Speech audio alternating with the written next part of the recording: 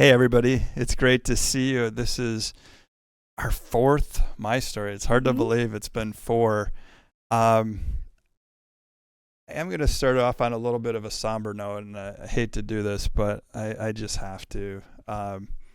Our friend Bill passed away Saturday night, and it's so sad. Bill Seekins, he actually did the first My Story, and so sad. But a good man, loved Jesus. His struggle with addiction is over. He's in a better place now. So just keep Hallelujah. his family in prayer. But I'm so excited today, in all honesty, to have Rayanne. Rayanne, you're a spiritual daughter. I love that. I don't even like to put the word spiritual in front of that. You're like a daughter to me, and I love you so much, and your husband, Joshua. You're amazing people, and it's been really fun to get to know you more over the last year and a half, and Mhm. do some doing ministry with you. So today I'm so excited to have you share your story, and you have a powerful story. So I'm just going to turn it over to you. Okay, well, thank you. I've been thinking about this and to contemplate on where to start, so I'll just give a little backstory before I just skip to the good part, right? Yeah. My whole life has been good. God has been faithful.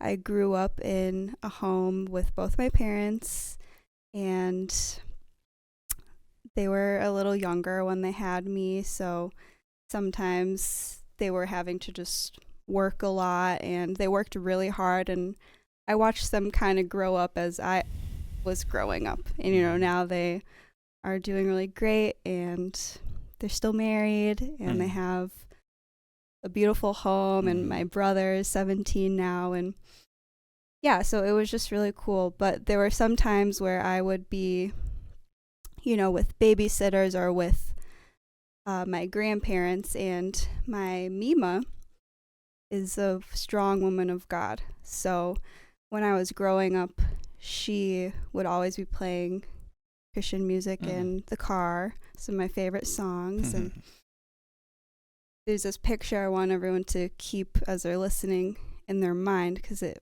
will come back later. So when I was younger, she told me in the car one day, we're listening to her Jesus songs, that when light is streaming down from the clouds, because I was a little girl, so she's giving me an image of God.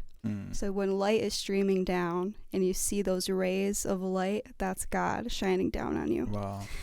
And I remembered that as I was older for various reasons, which I'll get to, but I just wanted to kind of give that picture.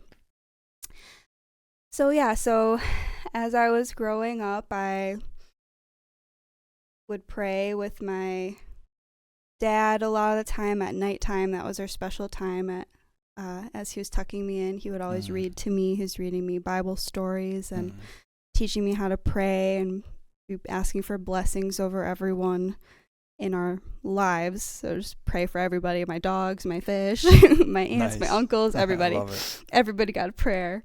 And it was really special. And starting in elementary school, this is when things kind of start taking a shift and get a little difficult for me as a child.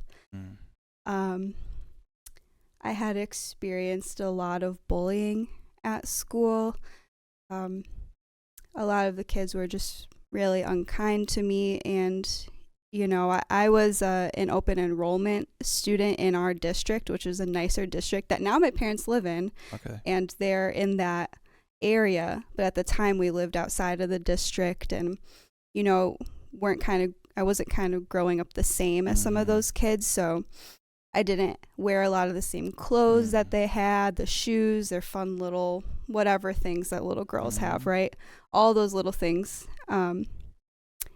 And I got bullied for that, and I started to feel kind of sad, like, oh, I'm not like everyone else. I'm different than everyone else. I'm not as fun. People don't want to be my friend as much. And I also was a little bit more overweight at that time, and I got bullied a lot for that. Kids can be really cruel.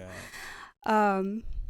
And that was hard for me. That was really hard. I would come home and I'd be crying to my mom and crying to my dad, and still, though, nervous to tell teachers or tell people at the school, because if you do that, you probably will just get bullied more. So, Right. that made me a little scared as a child. You don't really know the steps of what comes next. You care more about what the peers around you think than, and being cool, than, being wise and doing something that might protect you, right? So I just started becoming really obsessed with how I looked and my weight as I started getting older, kind of going into middle school.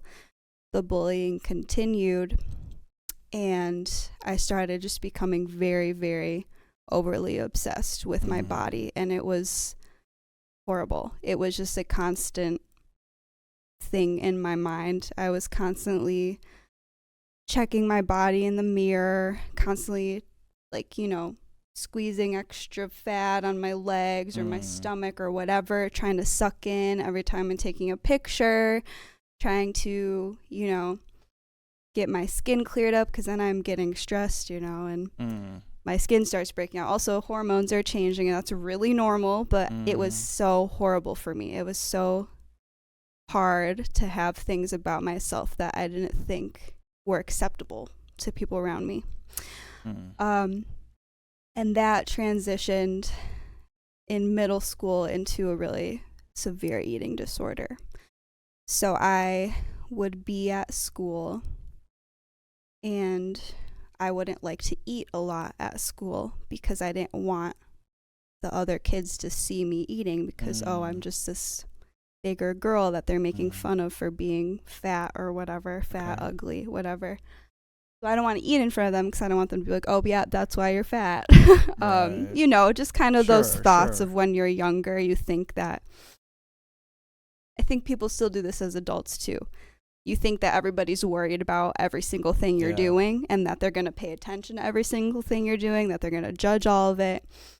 And maybe it's a little more prone to happening when you're younger, because what else do kids have to worry about except fitting in and how other people look? Because, we all were just trying to develop as kids. That's normal. I understand that now, but at the time, really stressful.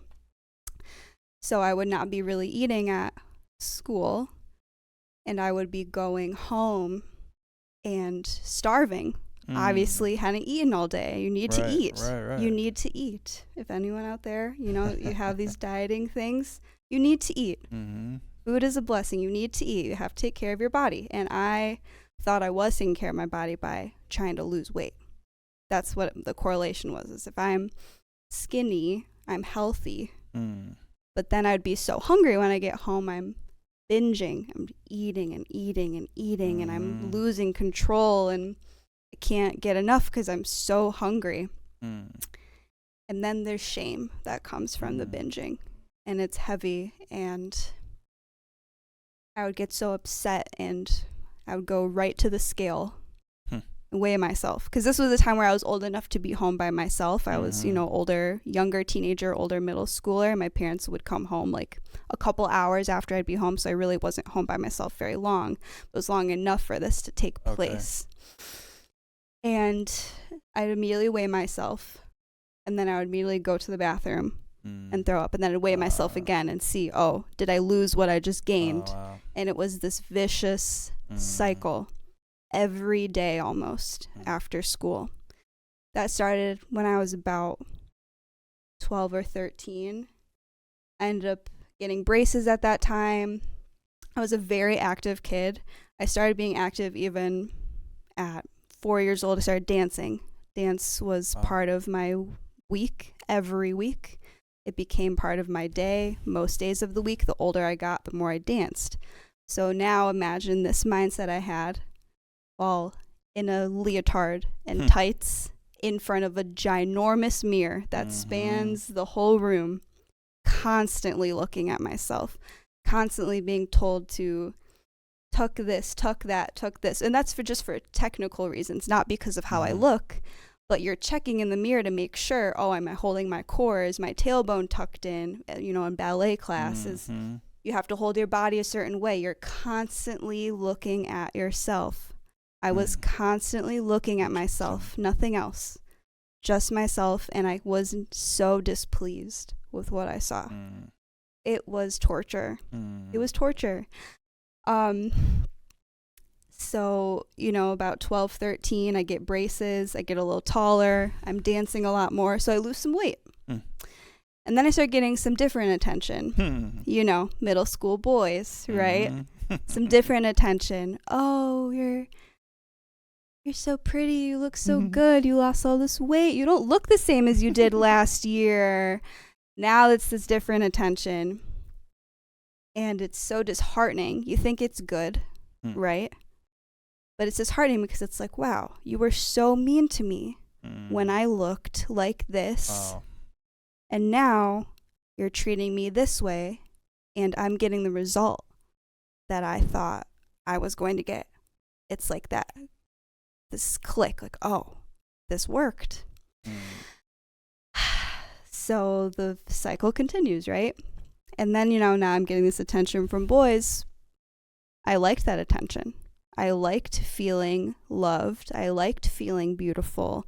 I liked that some of the girls thought I was cool and they thought I was pretty. You know, and girls can be a little catty, but that's not what I'm talking about today. That stuff happened, but that's not part of this message.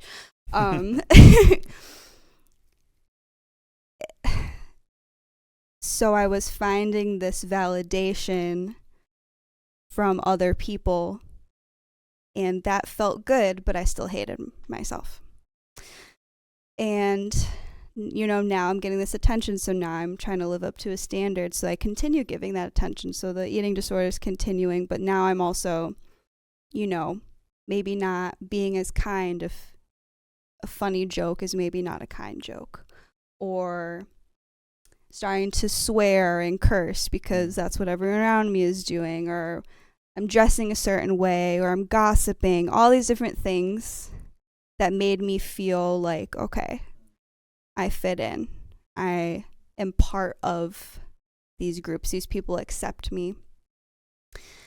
And as I got into high school, that continued, and it was really sad for me because I had, you know, been raised in a Christian home, a Catholic home, and I found that to be really important. Like, in my heart, that was important. I believed in God, and I knew that there were things that were right and there were things that were wrong. But that slowly started getting chipped away as I continued to want to just fit in and be accepted with these people, because I always just felt so lonely. You know, when you're constantly ridiculing yourself and feeling so horrible about yourself, it's really, really lonely.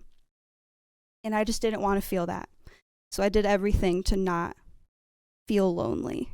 So I, you know, got into more serious relationships than I should have at 15 years old. You know, I'm in these more physical now relationships with boys, and also just giving my everything, just giving them all of my attention, all of my love. Every phone call I answer, every time I have free time, I want to text them. Every time I, you know, just obsessing over something else that's making me feel loved and feel accepted. But I still don't feel that way about myself. I'm still going to the body dysmorphia, like bad body image. I'm going to boys now. And as I get older, you know, now I'm introduced to drugs. And I will say, the first time I got high, I did not like it.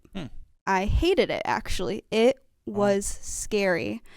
I am naturally prone to being a little more anxious, a little more of a worrier. I like to think very deeply. I'm a very sensitive person.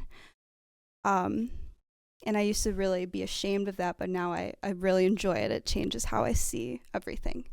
But now you multiply that by 1,000, right? When you're high, you're under the influence, your brain is changing.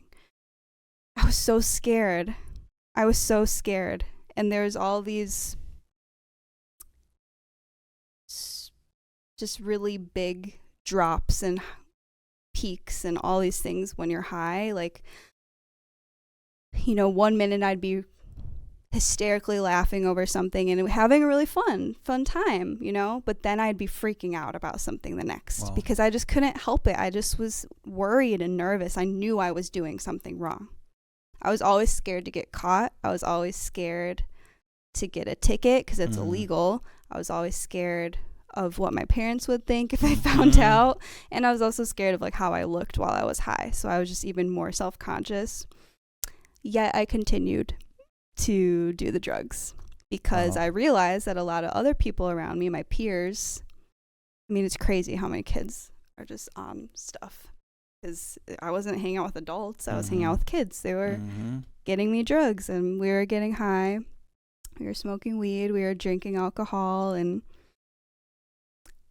it felt fun. I was able to hang out with more people because if you have a drug and someone else has the same drug and you want to come together and do that drug, these are times where you get to spend time with people. These are times where you get to be part of a group and go to parties and hang out with people that maybe wouldn't hang out with you otherwise. It was very communal for me.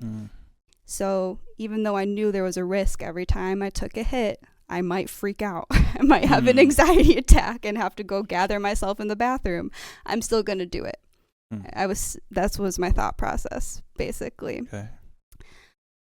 And that went on, it feels like forever, way too long. But it started affecting, how much I was able to dance. It started becoming like the main source of gathering with people. And then there were people who didn't do it at that time that were judging me, and I was just very prideful about it. Like, well, whatever, you don't get it. Like, it's not that big of a deal. Stop being lame, stop being whatever, just don't judge me. Right. Like, it doesn't matter.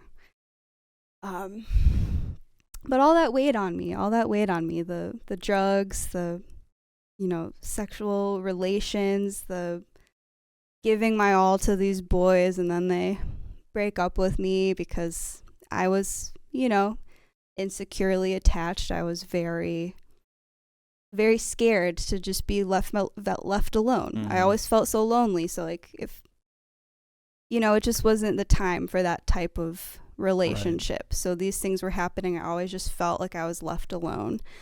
And it was just a dark, dark place. And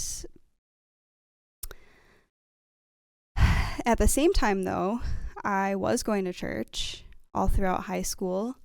I was part of my youth group, and we went on missions trips. And those were the best times of my high school experience.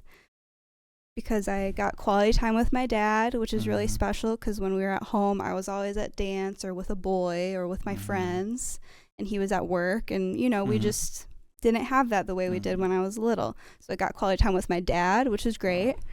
I got to pray and be around a lot of believers, which I just wasn't used to at church. We weren't really interacting with the church. But at a youth missions trip, everybody's there. You're playing games, you're praying together, you're singing together, everybody's hanging out in the cafeteria. Like, there's this community, and I felt so much part of that. It was so beautiful. So those were my favorite weeks every summer. And, you're helping people. You're looking outside of yourself. And I fell in love with these people, these kids that were there that we were helping. I connected with them, and it was just so beautiful. And I didn't correlate that at the time, but now I'm like, wow. I was looking at someone other than myself, and that's what made me feel better, right? I was actually experiencing real love in that community, and not just this false love from these young boys that don't know how to love in the way a husband is meant to love. That was what I was longing for this whole time, and I felt that at those church experiences.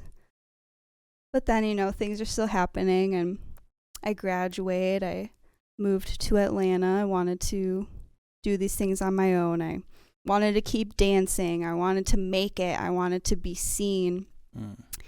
Because dance and relationships and drugs, I would say, are the three main things that made me feel seen, made me feel loved, because I was praised for how good I was at dancing.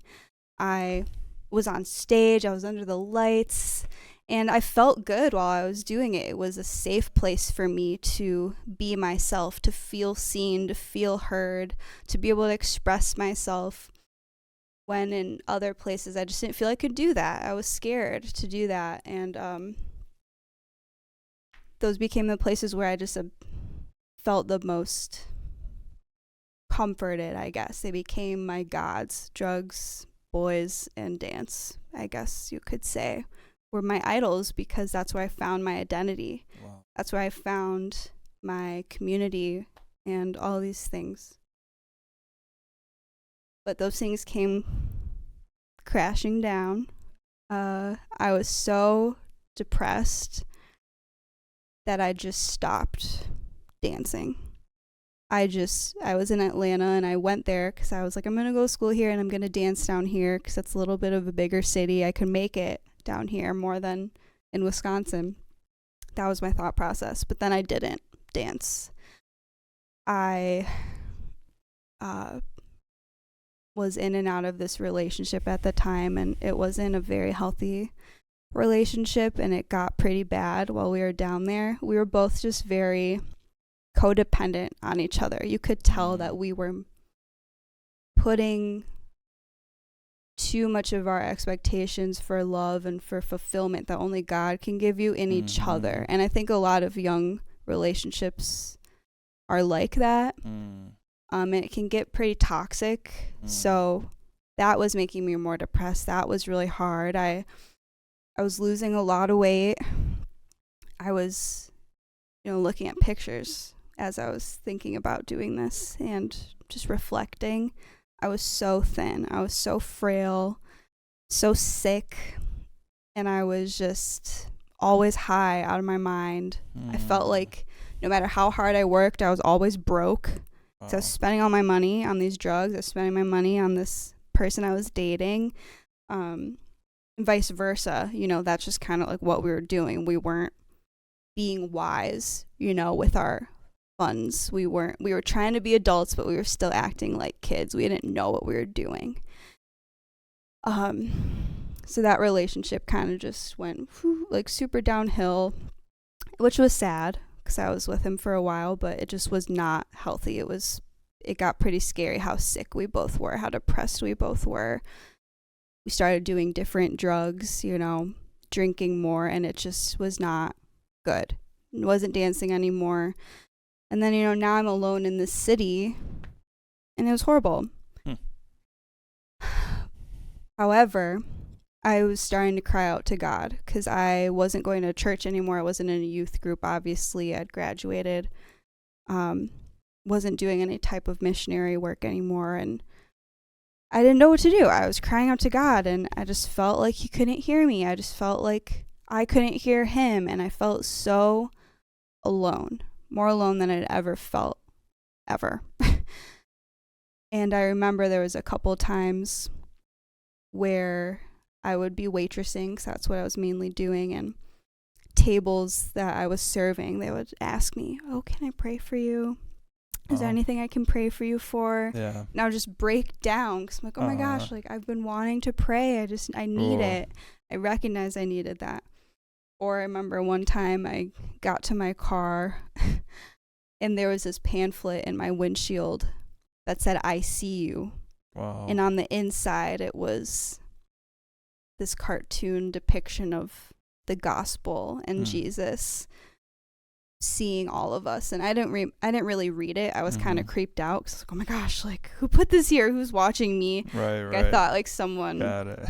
I thought someone had seen me and put it in there. Right. Not maybe they put it in everyone's windshield. I didn't check. I just thought, oh my gosh, who put this here? That's creepy. But also it was like, oh, these little things were touches from God, answers. to some of my questions. I make it back home. I'm about 20 now, and just in such a dark place because I felt like I'd failed. I hadn't ended up dancing. So now all the people that are like, oh, you didn't go to school, but you were going to dance, right? Didn't do that. My tail's kind of between my legs. My head's down. Shame, defeat. I thought I was going to make it. I didn't, right? I was so young though. It was just like, you had so much time. But I thought my life was over. I thought that I had not made it. But I ended up dancing again. And now instead of it being a safe place, it was anxiety inducing because I had developed all of this, these things I was talking about before. They just were festering and building up as I got older with my body image and how I felt about myself. I'd been doing more drugs more often. That's affecting my mind. That's making me more anxious.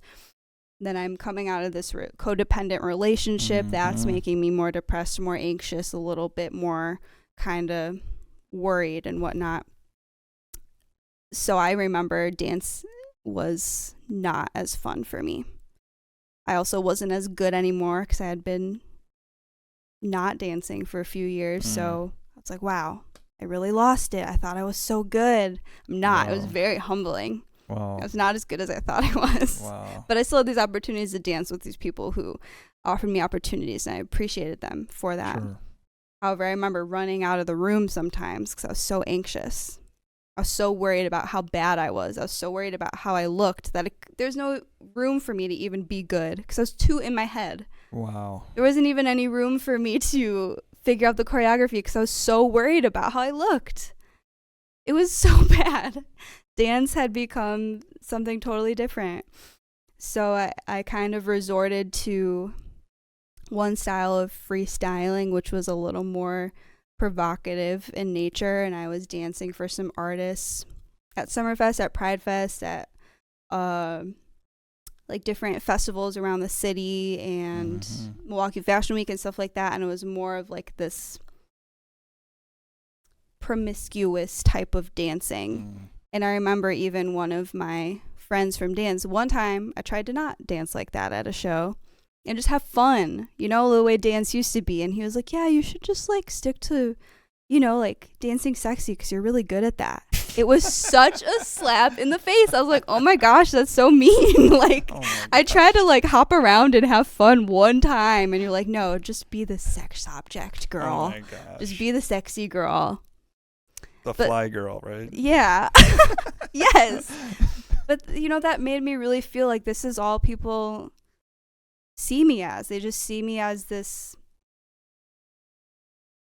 drug girl, this stoner girl, this sexy girl that is gonna hook up with you or whatever. But I really just, when I was trying to get that attention, I just wanted that love. I wanted to feel seen. I wanted to be in communion with somebody.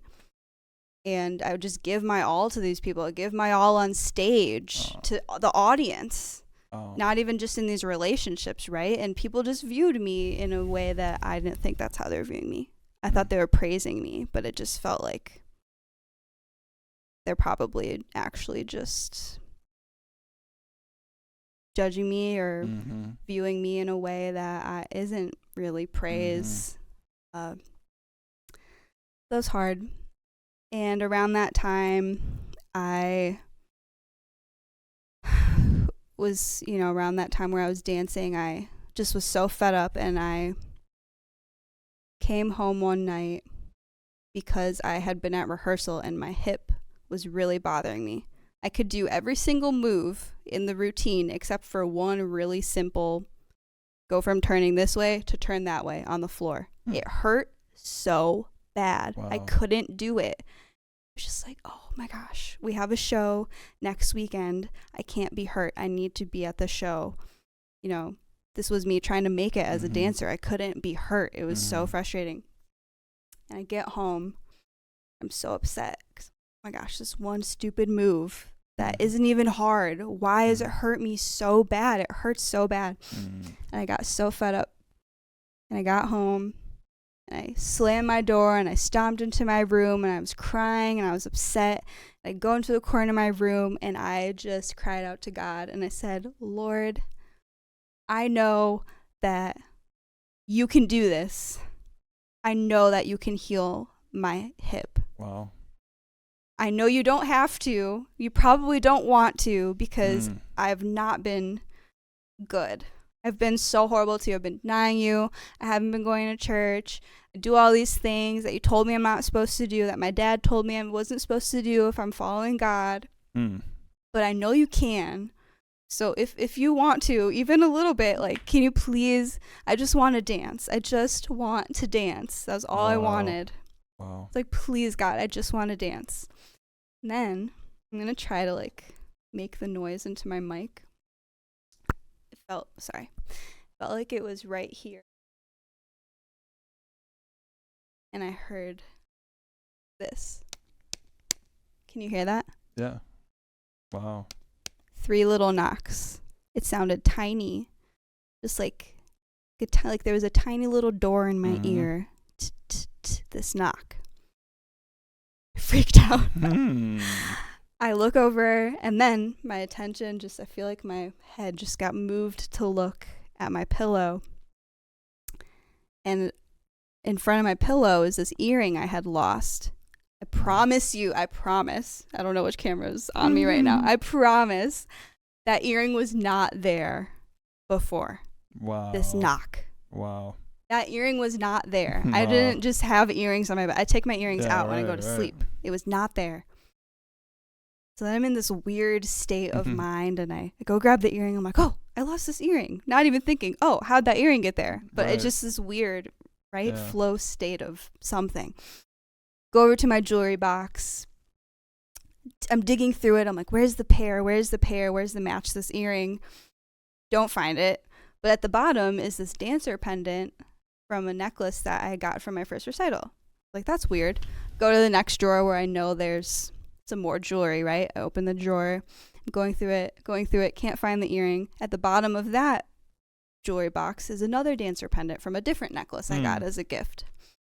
Because apparently if you're a dancer, you have to wear a dancer necklace, which I did for a while. And right as I pull that second pendant out of that jewelry box drawer, my hip clicked back into place. Wow. I was stunned. I just can't even. Wow. When I think about this story, I try to, like, remember how I was feeling. I don't have words, but I was like, oh, goodness. God answered my prayer. Why did he answer my prayer? I try to pray, but I know that I make bad choices. Why did he answer my prayer? Why did he bless me? Why did he heal me? Also, he's real. Oh my gosh. Like, I had believed before, but I've never experienced a tangible thing like that. Never heard him, never felt any sense of his presence. Always just felt like I was talking to this far away sentient being that was behind a closed door. That's what it felt like for me. But I still tried.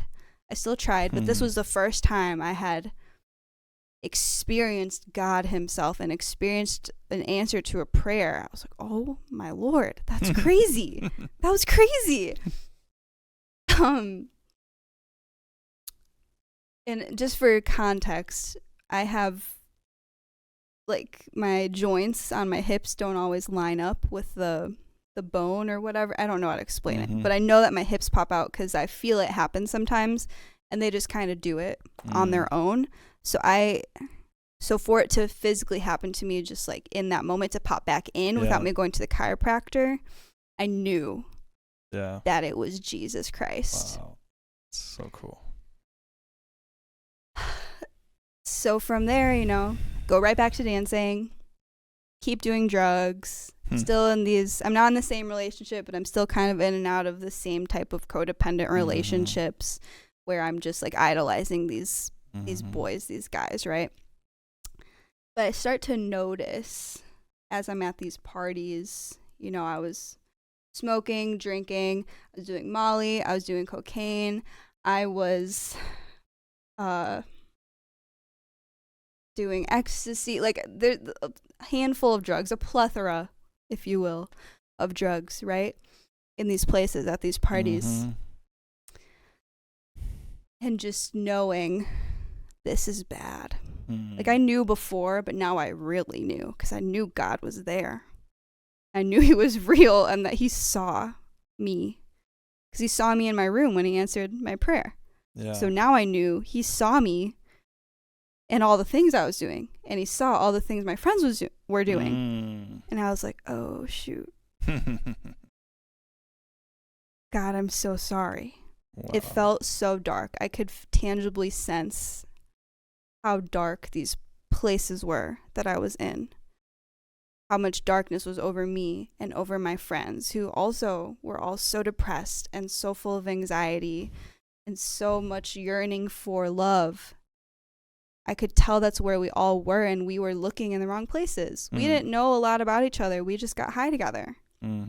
But we felt like that was community. We felt like it was family, but it wasn't. And it felt so dark, and I was trying to realize these things. And then I started to read the Bible on my phone. Started reading just Bible plans on the Bible app on the iPhone, because they used to just put it on your phone right away. Now they don't. Think we didn't notice, but we did. You can download it for free though. But I would just be reading, and I was so hungry. And that's when I stopped doing as many drugs. Still was doing some, but slowly but surely I was just like, okay, this has to stop. This isn't okay. Got out of those relationships. And got a paper Bible and started reading my paper Bible. Started watching these sermons. And I can't tell you, unfortunately, because I know some people have this moment where they know that was my salvation moment. That was the moment I gave my life to Christ. I don't know, because I was in and out of being high and sober. I was trying to stop. And sometimes I was successful, sometimes I wasn't. So there was a couple times where I had prayed that salvation prayer. There's a couple times where I accepted Jesus, and I was really trying to accept him, and the word was changing me. I could feel it changing me. You know, I could feel the difference. I was becoming more prone to shutting my mouth instead of gossiping. I was feeling like, okay, I really need to get sober. So this was COVID shutdown. Is the last couple months of my lease with the friends I was living with. And, you know, what else is there to do but sit there and smoke or drink, right? I mean, hey, you're all off work, you're all at home, you can't go anywhere. The liquor store's still open though, and you can go get a blunt to roll up your weed, whatever. I locked myself in my room with my Bible, and I was alone in there, but I felt so much peace. Wow. And I felt so much love, and I knew I was not alone. I knew that even though I was in that room and I was the only person sitting in there physically, that Jesus was with me, and that was all that mattered, because he saw me, he answered my prayers, he was changing me, he gave his life for me, and he loved me when I didn't do anything for him. I did everything for all these people. I did everything for the dance industry. I did everything for the drugs, and I got nothing. I got nothing but anxiety and self-hatred and depression and just pride. But I did nothing for Jesus. And he admired me, and he loved me, and he swept me off my feet, and he wooed me, and he filled me up. And he answered my prayers when I didn't even give a single sacrifice, nothing. I just believed that he could, and he did.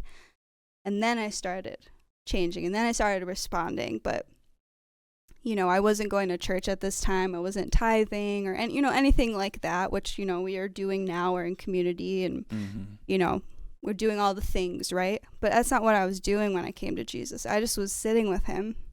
I just was talking to him and studying his word and trying to get to know things. I was just letting him change me. And he did. And he loved me even when I wasn't going to church, even when I was still messing up and still, struggling with getting sober. But he shed that off of me. I haven't smoked weed in over 4 years after I smoked consistently for 7 years. That's awesome. And I was sober from alcohol for about like a year or two. And he showed me like what his word says about it. So now I have a different relationship with alcohol, and I don't even really want it usually. Every now and then I'll have a drink like with dinner, a glass of wine. I had champagne at my wedding, That's it. I don't get drunk. That's great. I don't do these other drugs that were messing with my brain, and I feel so seen. I feel so loved. I don't need it. Now I have a church community and a husband that loves me in ways that are just like Jesus. And I don't need to go look for all these things. And even when I don't do all the things right, he's just still there. And I'm not lonely anymore. And I'm so grateful that all of these areas that I tried to find identity in, I don't have to find my identity in those things anymore. And that's something that God has showed me, is that, one, everything's always going to be changing around you. People are going to fail you, but he doesn't change, and he's always there, even if you don't feel him.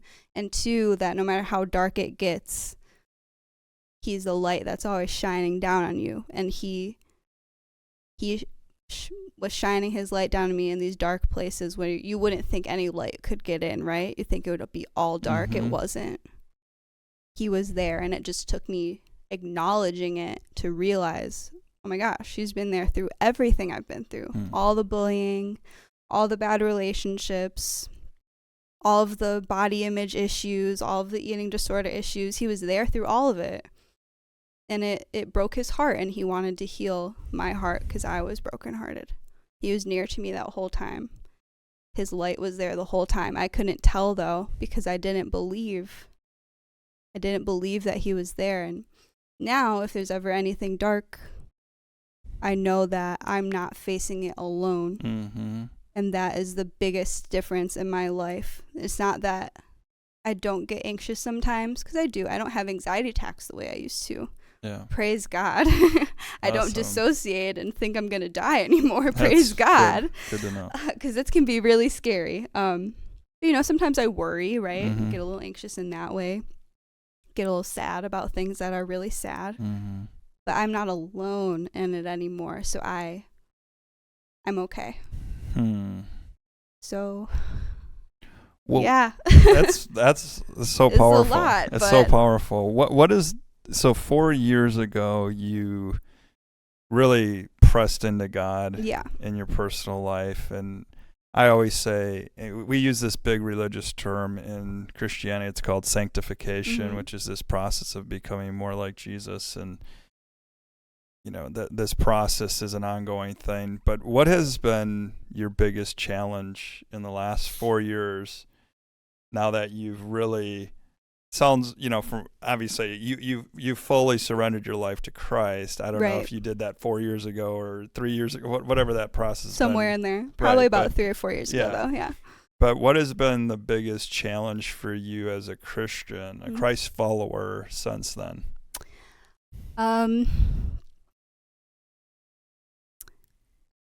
Works versus rest.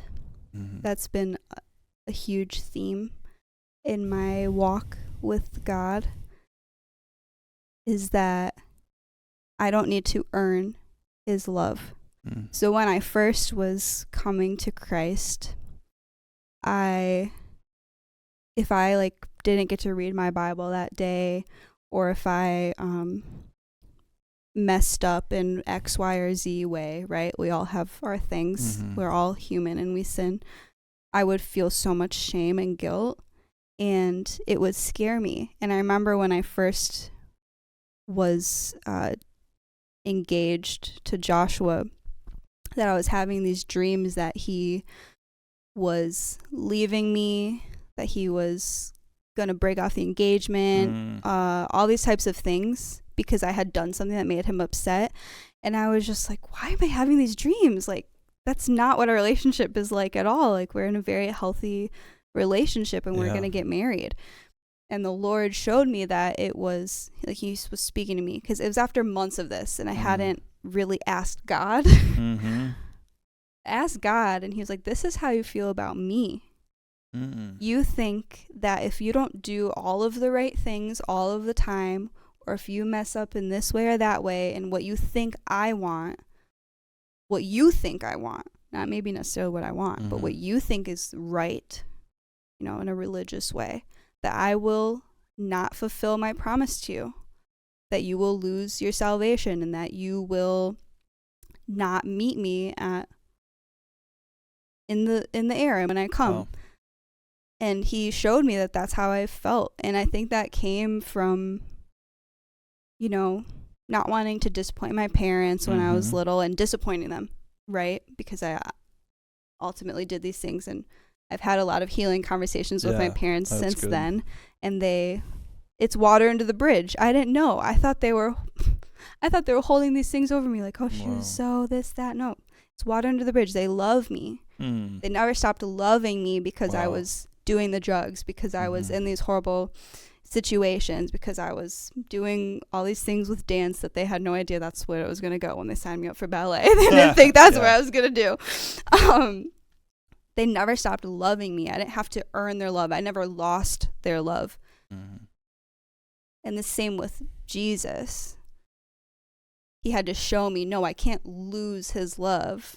Death can't even separate me from his love, is what the word says, right? No, nothing, no powers that be, nothing can separate me from his love. So that is something that he's really had to teach me, and it's been very freeing that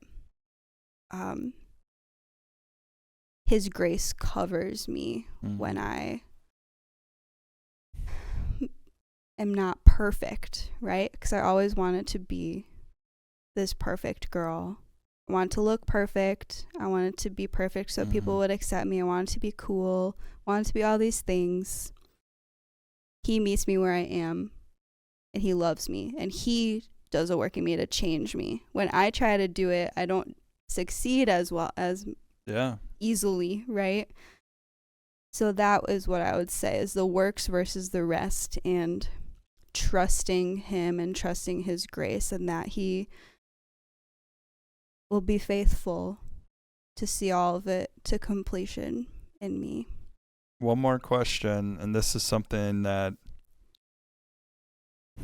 you know, I know people have struggled with addictions, and some people, you know, it's like they get set free for a couple of years and then they're back into it, and it's just very difficult. You've been free of this stuff now for 4 years, you just said. So have you ever felt like, oh, maybe I should, you know, smoke pot again, or take a hit of this, or do that, or, you know, how have you been able to break free of that cycle of addiction in your life? I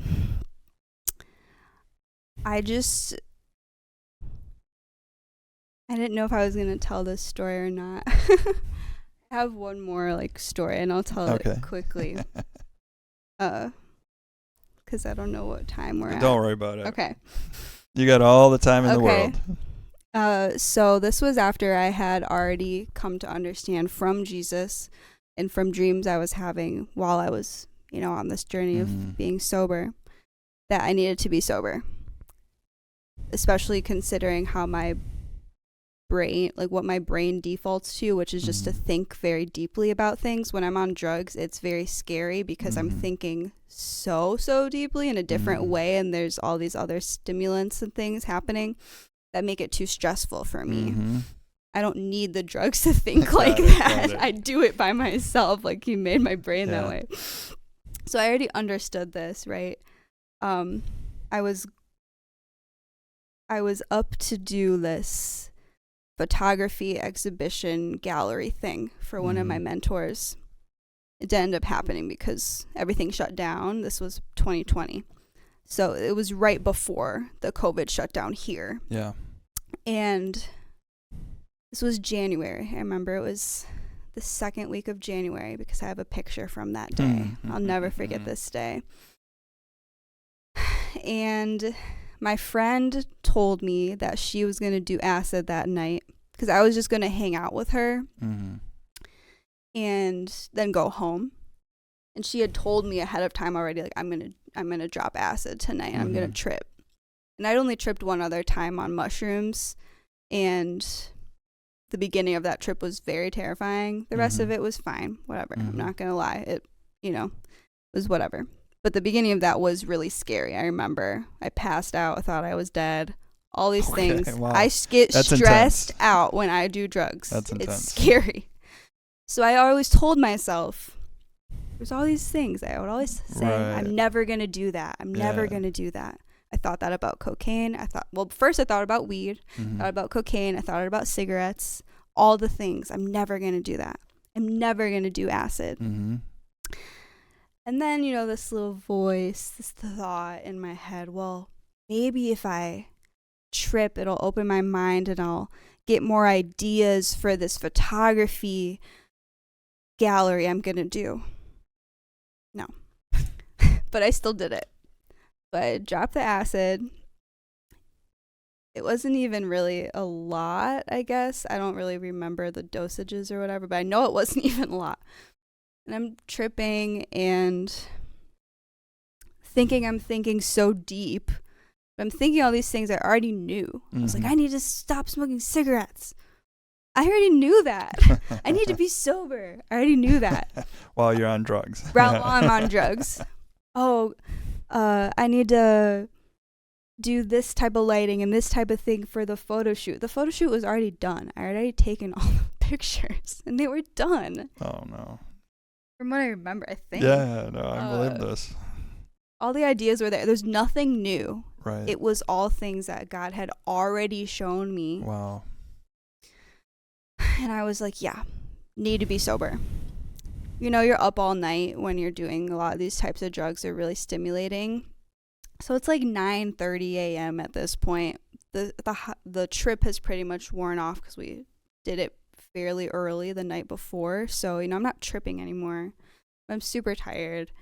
And I'm like, yeah, I'm going to be sober. And then my friend pulls out a weed brownie. And she's like, do you want to split it? You don't have to do the whole thing. Like, let's just split it. We were supposed to be going to sleep because it's 9:30 in the morning. Haven't gone to sleep yet. Right. Up all night. I get so annoyed thinking about myself, but let me give my past self some grace. Yeah. I was, This is covered by Jesus' grace. Hallelujah. So. It was. I've been redeemed. But you're helping people here right now who are watching this because there are people struggling. Yeah. And I understand that once you do one thing, you're more likely to do the next thing, right? So like a lot of times when people are drinking alcohol, if they're quitting smoking, if they're drinking alcohol, they'll probably have a cigarette if they're like in the beginning of quitting smoking, because a lot of people, it enhances the smoking effect. So, I understand that sometimes when you do one thing, you do the next thing. A lot of times with drinking, if they do cocaine, a lot of times you'll drink, you might want to do coke because like you want to keep going, you want to be able to drink more. So like a lot of times when you do one drug, everybody like, weed's not a gateway drug. It is. Yes, it is. It is. I thought I would only ever smoke weed. I didn't. I did a lot of other stuff. Okay. So I'm not going to lie. That's a lie. Right. Depending on how you use drugs, especially if you like the high, if you like the dissociation aspect of it, if you like entering this new realm, if you do one drug that makes you feel like that, you might want to do something else that makes you feel like that because that's what you're looking for. I was looking for drugs to looking to drugs to connect with people, so that's not what I really struggle with as much anymore. But this specific story I'm saying is a huge reason why as well. So anyway, I do this edible, or I take this edible, eat this edible, whatever. And I just got so high, and it was so bad. And I hadn't been smoking weed for like a few weeks, so my tolerance was a little lower now too, because you start to build up a tolerance. My tolerance is starting to get lower because I had been sober. So I was really high. It was horrible. I felt it coming. And I remember going to the bathroom because I was going to shower and then go to sleep because we were so exhausted. Remember in the bathroom, I was trying to pray the Lord's Prayer, and my mouth shut. My throat was closed up. And I just wanted to pray the Lord's Prayer. I was like, oh my gosh, I need to pray. I need to pray. I knew I needed to call on Jesus. My throat is closed up. And then I start pushing through it. I'm pushing through. I'm pushing against this thing that's closing my mouth, closing my throat. And I'm like screaming the Lord's Prayer as loud. I mean, I thought I was. I don't know if I was. I don't know at this point. Yeah. This was a very personal experience. And there was one other person in the house at this point, the friend I had been tripping with. So I'm screaming the Lord's Prayer. It feels like I'm screaming it. I'm like, okay. Then I stop. I'm like, okay, it's fine. It's fine. I can still pray. I can still pray. Because I thought, I was like, oh my gosh, I can't pray. I can't pray. Right. I was scared. I was like, oh my gosh, I need to be able to pray. I have to be able to talk to God. So I get in the shower. And it's super cold, and it just won't heat up. And I don't know. Now I'm thinking back, I might have just been high and not been able to turn it the right way. But it just felt so ice cold. It probably was. And I just kept feeling this push and pull. And it reminded me of this thing my dad had said to me when I was younger. He said, every day there's a fight for your soul between God and the devil. Every single day. And you have to choose who you let win, basically, right? It reminds me of that, because when I would face one way in the shower, it's so weird. Keep in mind, I'm also really high, so there's a lot going on in my brain. But this is actually happening. This really happened. I'm facing one way, and I feel peace, and I feel fine. I'm like, it's okay, and I'm praying to God. I'm like, Lord, I'm sorry. I'm so high right now. Like, I want to be sober. I want to be sober. Like, I need to be able to talk to you. I need to be able to talk to you. And then I face the other way, like facing the water, and I'm scared, and I'm freaking out, and I'm panicking. And like, I'm thinking about it right now. It was so scary. I thought I was going to die. So there's this back and forth of like how I'm turning in the shower. I'm either facing this way or facing that way. And then like there's weird thoughts start coming, like, I'm pregnant. This is weird. Okay. It's like, I'm pregnant. I'm pregnant, and Jesus is coming, and it's like Mary. You know, this is obviously heretical. This is not how Jesus is going to come back. He's not coming back through a woman again. Period. I didn't know that. Okay. You know, I hadn't been under a pastor, under any teachers. I'd barely been studying the Bible. I knew Jesus was real. I knew what he did for me, but I didn't know the truth of all the things, right? Yeah. And I'm high. Wow. So these thoughts come, and I'm so utterly convinced that I call my friend in. Like, you have to call my mom. It's like, no, we're high. Like, we just did acid. I'm not going to call your mom. Like, no, I'm taking your phone. Like, she took my phone away. Oh my gosh. She's like, I'm not calling anybody. I was like, you have to. I was like, but Jesus is coming. Jesus is coming. And she's like, you're crazy. She said, you're crazy. And it hurt my heart. I was like, no, he's coming. He's coming. He's coming. Call my beepa. My beepa loves Jesus. He'll know what to do. She's like, no, I'm not calling anyone. What the heck? Like, what are you on? I'm like, the pot brownie you gave me. That's what I'm on. But I was so convinced that I would just die right there. If I never had to leave that shower until she believed me, I was like, God, I will die right here. Wow. It's funny. I will die right here for you right now if I have to. I know you're coming. I know it's the truth. I opened the window. I started screaming it out the shower window. Gosh. This is funny. But crazy. Yeah, it was crazy. I started screaming it, and then I was like facing the water. I was like, the only way for this baby to come. Not pregnant at all at this point. I wasn't even having sex at that time. I had stopped doing all of those things. Right. So there's no way I was pregnant. And I was like, the only way for this to happen is if I die right now. And I opened my mouth into the water coming from the shower. And I was like, I'm going to suffocate and drown myself right now for God. Wow. I'm going to die for him. And I'm doing that. And I'm screaming at the same time.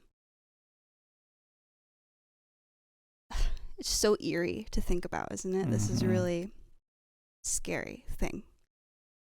Very spiritual. I know it's very spiritual because I'm screaming and the water is coming into my throat and I'm choking and I'm basically just like suffocating myself.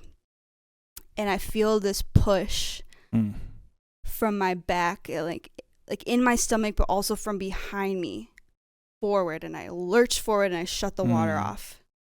The water shuts off and I hear very clearly, this is the first time I ever heard God's voice. He said, no, I will never ask you to do that for me. I will never ask you to kill yourself for me. That is not how I'm coming back. Wow. And then he said, get dressed. The cops are here. And I hear a knock on the bathroom door because my friend had called the police because she was freaking the heck out. Wow. I was about to, I'm sorry, I was almost said the F word. Yeah. That's what came to my brain. She was freaking out. And I walked out and all of the psychosis and everything that had just been happening just it left. And I walked out of the bathroom completely calm and then she was like, what the heck? Like, and the cops are like, is everything okay? And I'm like, yeah, I'm fine, officer. Funny. Totally calm, totally peaceful. I know I just went through something wild, but I was like, I'm not about to get a ticket right now. And God just told me you were here, by the way. I didn't say all that. But I was just like, yes, officers, I'm fine. And they were like, so you took acid this morning? That's what your friend said? And I was like, no. We both took acid last night and I'm not tripping anymore. And they were like, oh, okay. I was very offended that she had done that. Yeah. But I think she was trying to find an explanation for what had just happened. It was crazy. She's probably it was trying scary. to help you, right? Yeah.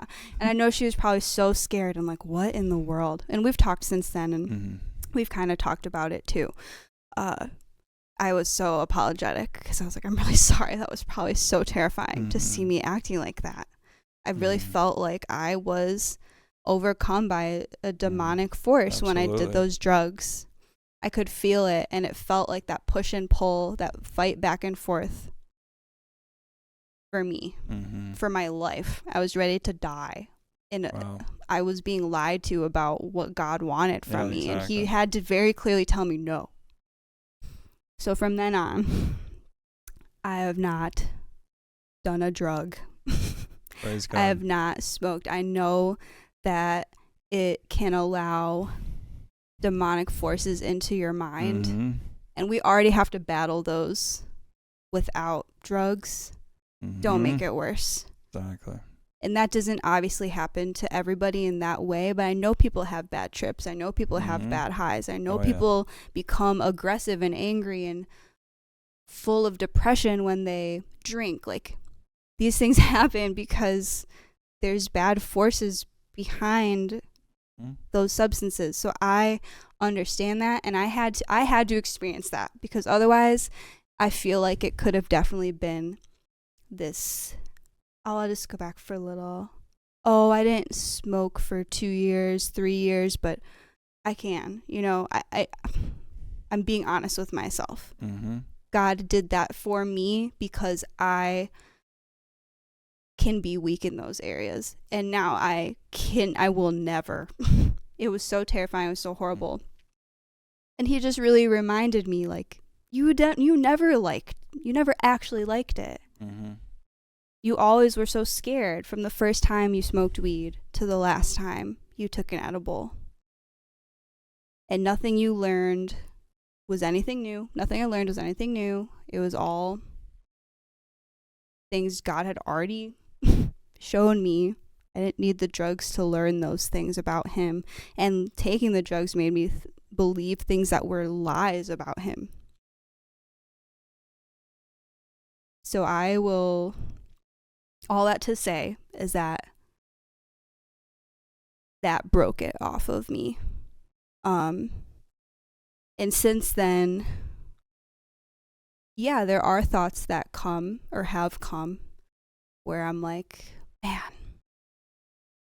what if I just did coke? Mm-hmm.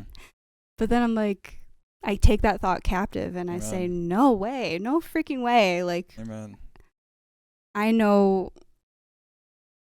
a lot of bad things that have happened to people from that drug. I definitely never want to smoke weed again. I think the hardest to break free from has been just like when I was still smoking cigarettes. That was a process because my body was addicted to all the chemicals in there, but I just refused to buy a pack of cigarettes. I held that conviction. I stopped buying packs of cigarettes, and then I stopped hanging out with people that were smoking cigarettes, and now I think they smell disgusting. And the last time I tried to smoke one, I choked and coughed, and it hurt, and I realized and remember, yeah, these things aren't good, and they aren't from God, and they make me feel horrible, and they're really bad for you, you know. So... Well, thank you. All that to answer your question. Thank you. That was very powerful. And, you know, there are so many people right now that just struggle with these things, and it's real. And, you know, we've had a friend just pass from an overdose recently. And, you know, I've had other people in my life, and it's like, this stuff is real. And, you know, it's like playing with fire. You're going to get burned eventually.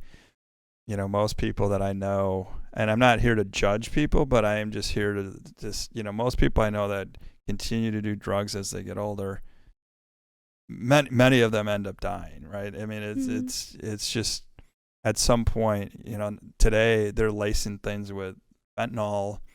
I met a lady not too long ago in an outreach, and her daughter smoked pot one time and died because it was laced with fentanyl. Like, it was her first time trying drugs. That's scary. And it was pot. And you know, everybody, they're trying to legalize this everywhere, and you know, there's this pressure to legalize it, but it's like one time she was 18 years old, her very first time she smoked pot, she died. And so, you know, the reality is drugs, we're using that to self-medicate or to find our identity, because we don't really know who we are, because we don't understand God's word here. We don't understand what God says about us.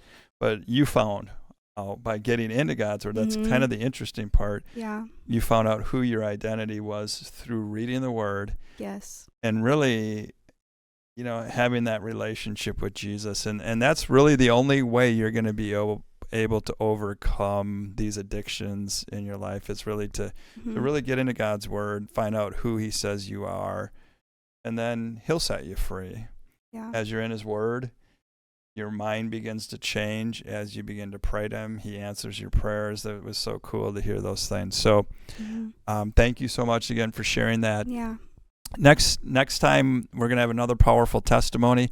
I want to encourage you to just keep watching these things. Share this story. Share Rayanne's story with someone you know who would be encouraged by it, who would be helped by it. And just, you know, if you're watching this, whether it's Facebook or wherever, just like what we're doing, share it, tell your friends about it. We love you. God bless you. See you next week.